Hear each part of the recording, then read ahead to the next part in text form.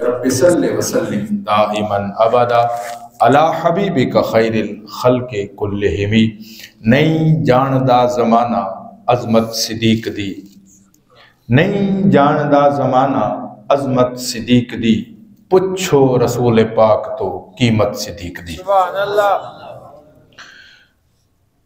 حمد و صلات کے بعد بڑے مختصر انداز کے اندر بلا تاخیر و بلا تمہید اس دعا کے ساتھ ہم اپنی گفتگو کا آغاز کرتے ہیں کہ اللہ رب العالمین آج کی اس گفتگو کو ہم سب کو سمجھنے کی، سمجھ کر عمل کرنے کی اور پھر ہم سب کے لیے ذریعہ نجات بنائے۔ آمین آمین ثم آمین۔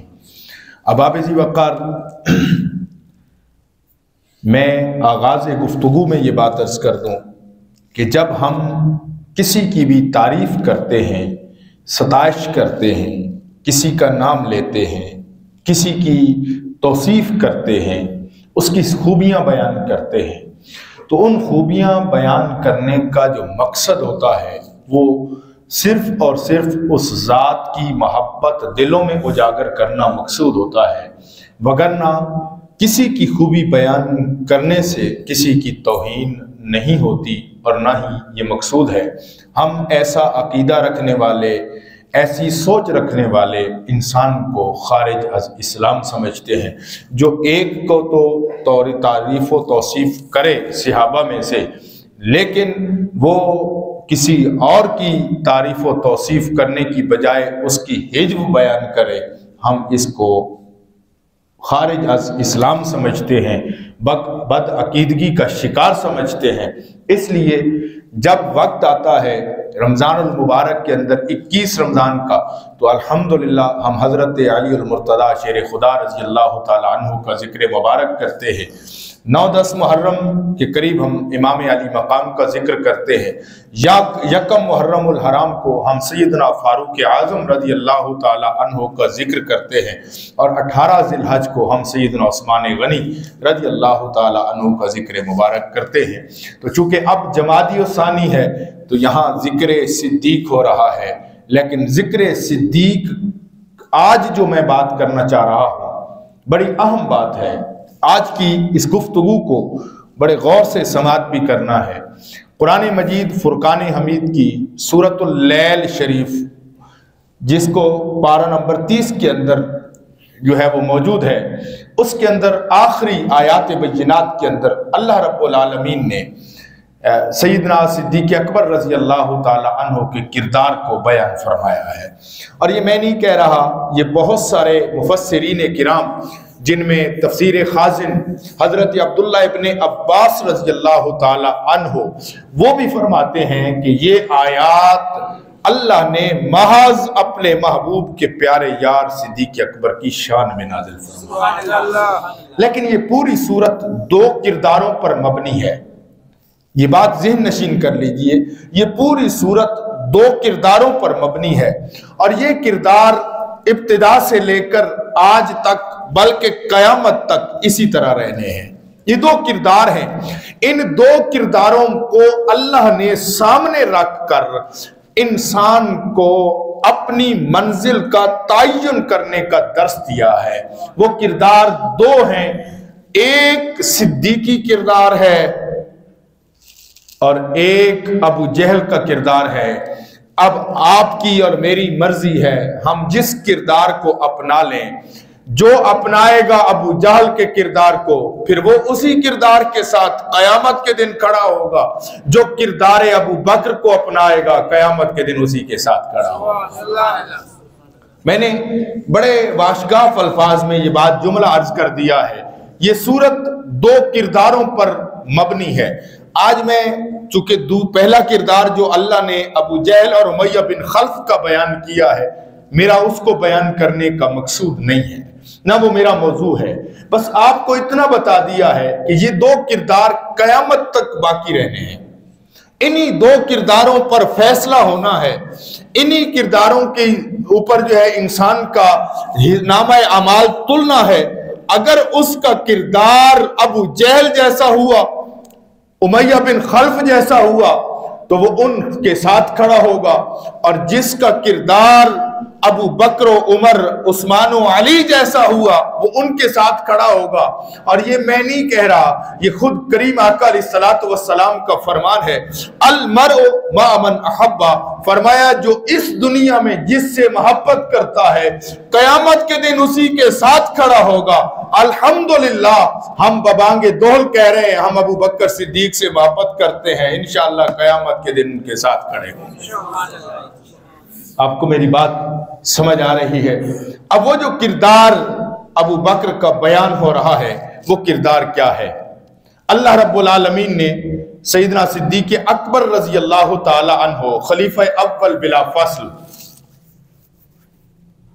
امام حضرت علی، امام حضرت عمر، امام حضرت عثمان غنی، امام صحابہ و اہل بیت، جسے ابو بکر صدیق کہا جاتا ہے، جن کے پیچھے 2.5 سال تقریباً حضرت علی نے نمازیں پڑھی ہیں۔ نہیں سمجھے آپ بات؟ میں ان کی بات کر رہا ہوں۔ اور پیچھے نماز پڑھ کر یہ بات کا اقرار تھا کہ ابو بکر تجھے جو مصلح اللہ کے رسول نے دیا ہے علی بھی اسے مانتا ہے، حسین بھی اسے مانتا ہے۔ جن کے پیچھے امام حسین نے نمازیں پڑھی، جن کے پیچھے امام حسن نے نمازیں پڑھی، ان صدیق اکبر رضی اللہ تعالی عنہ کی میں بات عرض کر رہا ہوں۔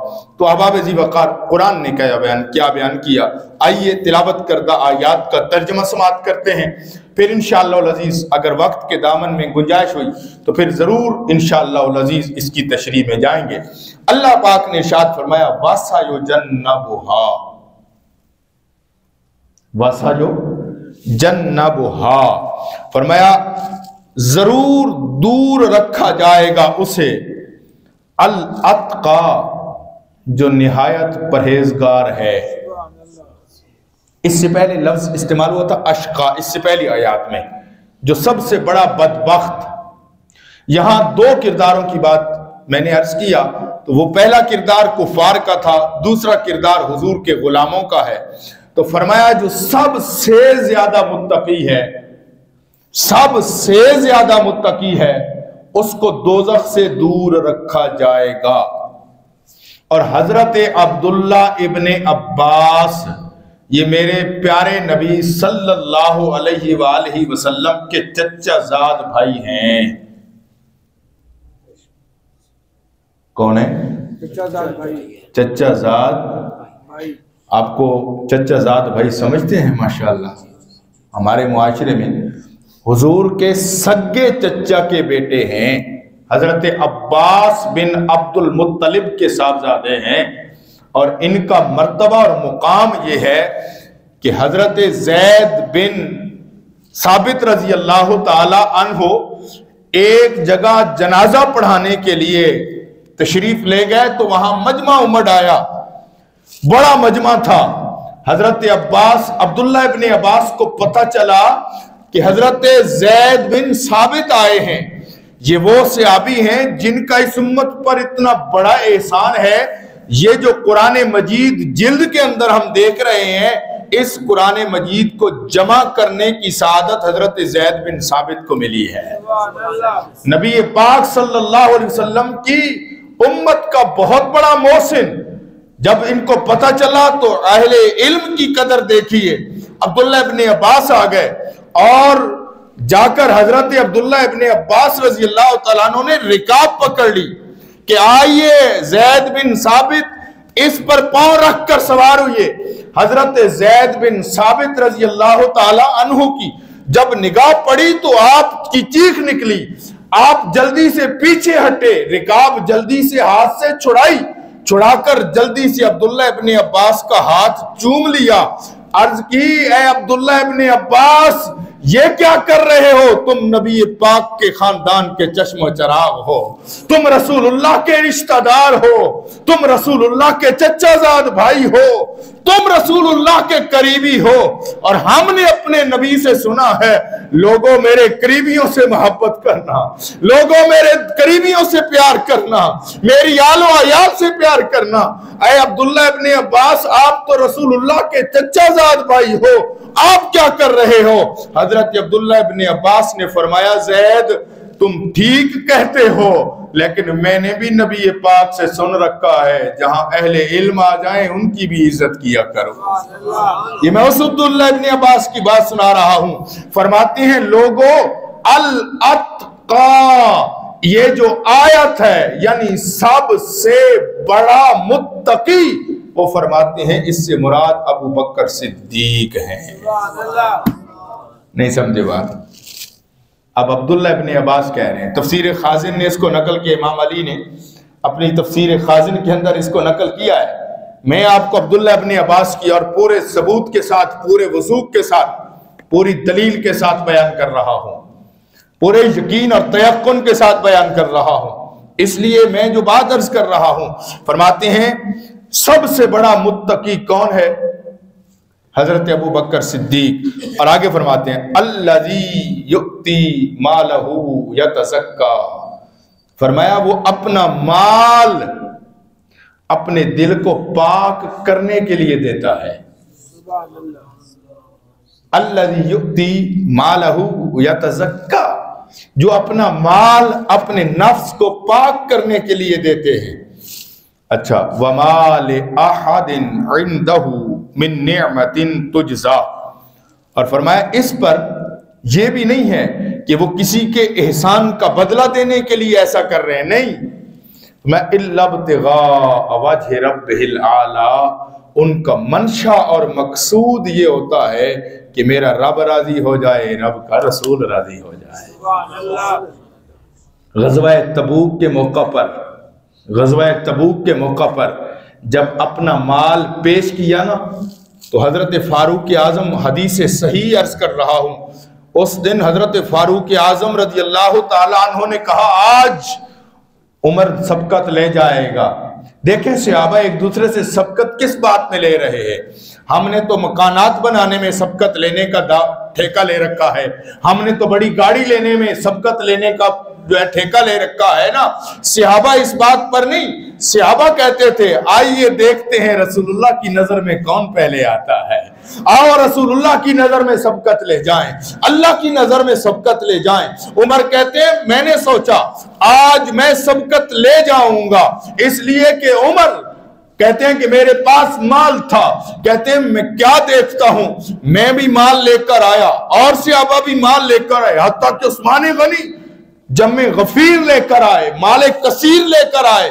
کہتے ہیں مال جمع ہوتا گیا، لیکن نبی پاک کی نگاہیں دروازے کی طرف لگی ہوئی ہیں، نبی پاک کی نگاہیں دروازے کی طرف ہیں۔ کہتے ہیں میں حیران اور پریشان ہوں، یا رسول اللہ یہ اتنا مال لگا دیا گیا ہے، اتنا ڈھیر لگ گیا ہے، آپ اس مال کی طرف نہیں دیکھتے؟ اعلان بھی خود فرمایا ہے، اے اللہ کے نبی ہمیں ارشاد بھی خود فرمایا ہے، حکم بھی خود دیا ہے، اتنا مال جمع ہے آپ اس کی طرف نہیں دیکھتے ہیں؟ یا رسول اللہ عثمان اتنا لایا، عمر اتنا لایا، فلاں اتنا لایا، آپ کس کے انتظار میں ہیں؟ تھوڑی دیر گزری، وہ رازدار رسول آ گیا، وہ محبوب رسول آ گیا، تھوڑی دیر گزری، وہ عائشہ کے ابا جان آ گئے، اپنا مال لے کر آئے۔ عمر سے حضور نے سوال کیا اے عمر گھر کے لیے کیا بچایا تھا؟ عرض کی اللہ کے نبی آدھا گھر والوں کے لیے چھوڑ آیا ہوں، آدھا آپ کی بارگاہ میں پیش کر دیا ہے۔ جب رازدار نبوت آیا، جب وفادار نبوت آیا، جب یار غار محمد مصطفیٰ آیا، جب محبوب مصطفیٰ آئے، تو کریم آقا نے پوچھا ماں اب کا اتلے اہلک، ابو بکر گھر والوں کے لیے کیا چھوڑا؟ تو جو جواب دیا نا، وہ جواب اتنا کمال تھا، خدا کی قسم اس پر فرشتوں کو بھی ناز ہوا ہوگا۔ اس وقت جبریل امین بھی چیخ کے ہوں گے کہ یا اللہ یہ کیا ماجرا ہے؟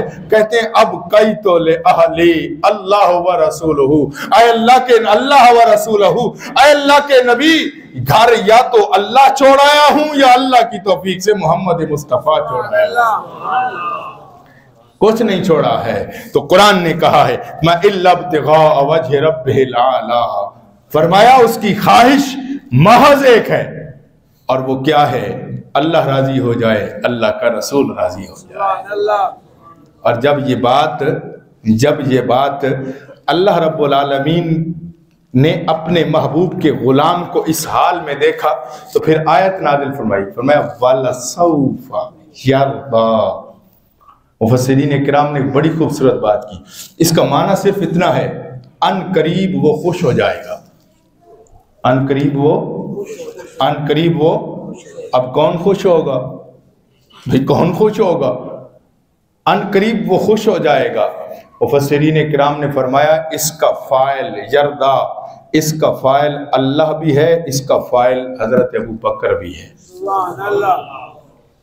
کہا وہ کیسے؟ کہا ابو بکر کے عمل سے رب خوش ہو جائے گا، رب کے اس فضل سے ابو بکر خوش ہو جائے گا۔ نہیں سمجھے بات؟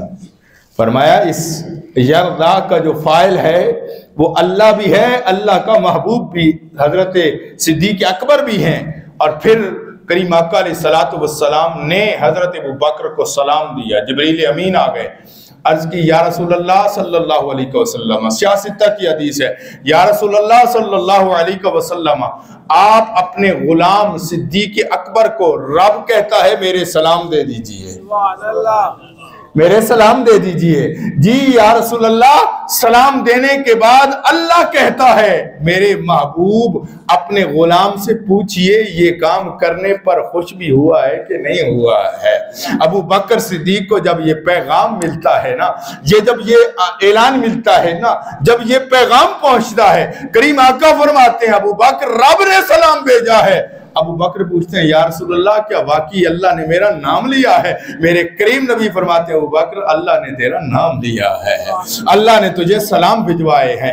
ہاں جسے رب سلام بھیجے اسے ابو بکر کہتے ہیں، اسے ابو بکر کہتے ہیں۔ تو اس لیے بھائیو میں نے جو بات عرض کی شروع میں وہ یہ بات کہ یہاں دو کرداروں کا ذکر ہے، ایک طرف کردار ہے کفار کا، وہ جو آیت مبارکہ پہلے اس پوری سورۃ اللیل آج جا کر اس کو بے شک پڑھیے گا، پڑھنے کے بعد میں نے عبداللہ ابن عباس رضی اللہ تعالیٰ عنہ کا حوالہ پیش کیا ہے۔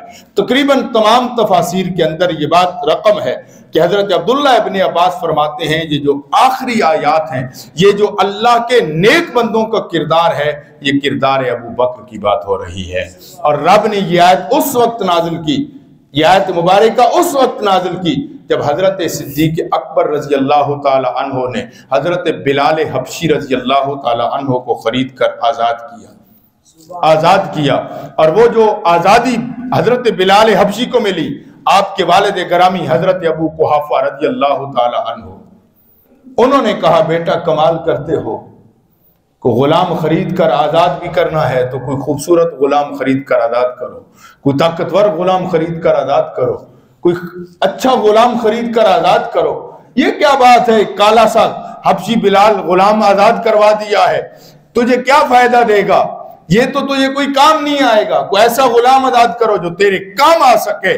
حضرت ابو بکر صدیق نے عرض کی ابا جان میں نے یہ اپنے لیے آزاد نہیں کرایا ہے، میں تو چاہتا یہ ہوں کہ میرا رب بھی راضی ہو جائے، میرا محبوب بھی راضی ہو جائے۔ اور پھر جب حضرت صدیق اکبر یہ کام کر کے حضور کی بارگاہ میں پہنچے نا، کریم آقا علیہ السلام کی بارگاہ میں، اور عرض کی یا رسول اللہ آپ، کیونکہ حضور نے صلی اللہ علیہ وسلم نے اظہار فرمایا تھا کہ یار ابو بکر امیہ بڑا ظلم کر رہا ہے میرے بلال پہ، ابو بکر صدیق بلال پہ بڑا ظلم ہو رہا ہے۔ رازدار نبوت پہچان گیا، تاڑ گیا، پتہ چل گیا کہ حضور کا مدعا کیا ہے۔ دوڑے آدھا کلو سونا، نصف سیر سونا گھر سے اٹھایا، اٹھا کر امیہ کے پاس پہنچے، امیہ بلال بیچنا ہے، کالا غلام بیچنا ہے۔ اس نے بھی دیکھا، وہ بھی عرب کا سردار تھا، سمجھدار تھا، اس نے دیکھا کہ بات بنتی نظر آتی ہے، اس نے کہا ہاں مانگ، کیا قیمت مانگتا ہے؟ اس نے بھی منہ مانگی قیمت مانگی۔ ابو بکر صدیق نے کہا تجھے اس قیمت پر منظور ہے؟ اس نے کہا مجھے منظور ہے۔ حضرت ابو بکر صدیق نے اسے وہ آدھا کلو سونا بھی دیا، اپنے پاس وہ جو سفید رنگ کا غلام تھا وہ بھی اسے دیا، کالا غلام لیا۔ اب دنیا ہنس رہی ہے، تاڑیاں مار رہی ہے، کلیپنگ کر رہی ہے. یار کیسا انسان ہے, ایک خوبصورت غلام بھی دے دیا, آدھا کلو سونا بھی دے دیا. ابو بکر ہم تو سمجھتے تھے تو بہت بڑا تاجر ہے, بڑا نفع بخش سودا کرتا ہے, لیکن تمہیں کیا معلوم کہ یہ تو کیسا سودا کر کے جا رہا ہے. اب وہ اپنے دل میں ہنس رہے تھے, لیکن ادھر صدیق اکبر بھی بڑے خوش تھے. تمہیں کیا معلوم کہ میں نے کیا سودا کیا ہے, یہ سودا جو میں نے کیا ہے اس سودے کا تو نعم البدل ہی کوئی نہیں ہے, اس سودے کا تو بدلہ ہی کوئی نہیں ہے, اس لیے کہ یہ میں نے دنیا سے بدلہ نہیں لینا ہے, یہ بدلہ میں نے اپنے رب سے لینا ہے. اور جب خرید کر حضور کی بارگاہ میں پیش کیا, حضور خوش ہوئے. کریم آقا علیہ السلام نے ایک موقع پر فرمایا ابو بکر ساری دنیا کے احسانات کے بدلے دے کے جا رہا ہوں, تیرے سارے احسانات کا بدلہ قیامت والے دن چکاؤں گا, قیامت کے دن دوں گا. اور یہ بات ذہن نشین کر لیجئے. میں ایک جملہ بھی یہاں پہ بات آ گئی تو عرض کر دوں, کوئی یہ نہ سمجھے کہ حضور کے پاس مال کم تھا, حضور کے پاس دینے کے لیے کچھ نہیں تھا. نہیں, بات یہ نہیں تھی کہ حضور علیہ السلام نے یہ احسان کا بدلہ اس لیے نہیں دیا کہ حضور کے پاس دینے کے لیے کچھ نہیں تھا. ایسا نہیں تھا. وہ کریم آقا جس کے لیے رب فرمائے انا اعطیناک الکوثر, سارا کچھ رب اپنے محبوب کو عطا فرما دے. اس محبوب کے پاس سب کچھ تھا, دے سکتے تھے, نہیں دیا. نہ دینے کی وجہ یہ تھی ابو بکر, اس لیے کہ قیامت کا دن آئے گا, سارے انبیاء جمع ہوں گے, سارے لوگ جمع ہوں گے, ہر نبی کے امتی موجود ہوں گے, ہر نبی دیکھے گا میں کرسی مقام محمود پہ موجود ہوں گا, میرا رب جلال پر ہوگا. اس وقت تجھے میں نوازوں گا, تجھے میں احسانات کا بدلہ دوں گا. اور پھر کائنات کے لوگ پوچھیں گے یہ آنے والا کون ہے, یہ جس کو نوازا جا رہا ہے یہ کون ہے. میں وہاں بتاؤں گا یہ میرا ابو بکر ہے جس کا اسلام ساری زندگی مقروض رہا ہے. یہ محشر کے دن پتہ چلے گا. اب آپ ذی وقار اس کردار ابو بکر کے حوالے سے ایک بات بس آپ لوگوں کے گوش گزار کرنا مقصود ہے. حضرت فاروق اعظم رضی اللہ تعالی عنہ, یہ صرف نماز کی عبادت, روزے کی عبادت, حج کی عبادت, حج کے لیے چلے جانا, عمرہ کرانا, یہ عبادات فقط یہی دین نہیں ہے.